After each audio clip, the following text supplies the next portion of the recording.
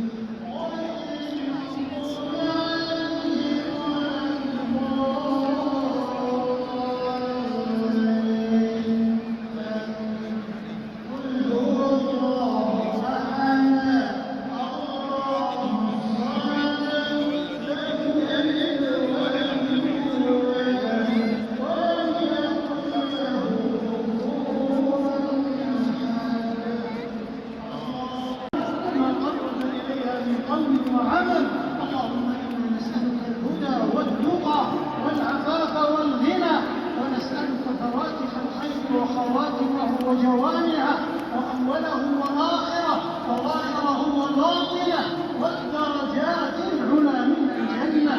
اللهم إنك عفو تحب العفو فاعف عنا.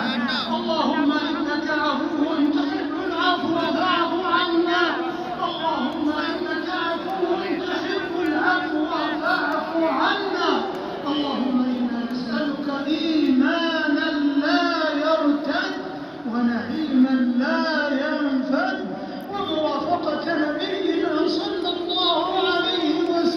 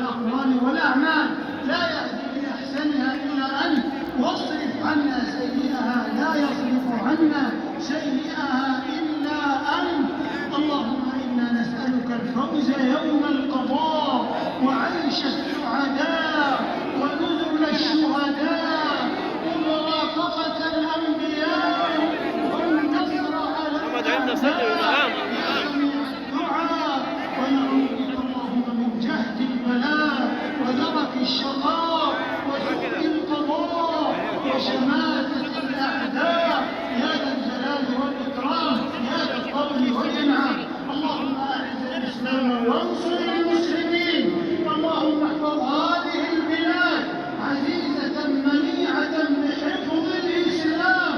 اللهم آمنا في أوطاننا وأصلح واحفظ أئمتنا وولاة أمرنا وأيد بالحق إمامنا خادم الحرمين الشريفين. اللهم وفقه لما تحب وترضى وخذ بناصيته للبر والتقوى وأسبغ عليه لباس الصحة والعافية ووفقه وولي عهده إلى ما فيه صلاح البلاد والعباد وإلى ما فيه صلاح الإسلام والمسلمين. اللهم اغفر وارحم للمؤسسين. استغفروا ربكم إنه كان غفارا يرسل السماء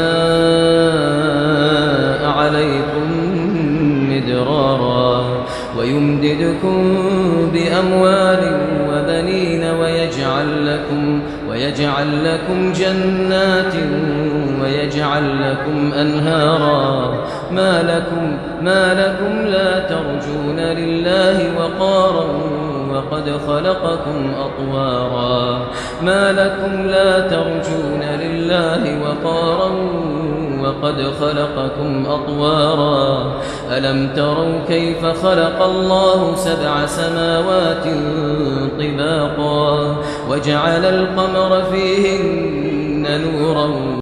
ولا تركنن لمستكبر إذا ما ضعفت له استصغرك فصن نفسك اليوم عن ذلة فإن الذليل عديم الدرك ولازم صدوقا إذا ما رأى لديك هوى بالهدى نورك ولا تك ذا باطن في الوقت.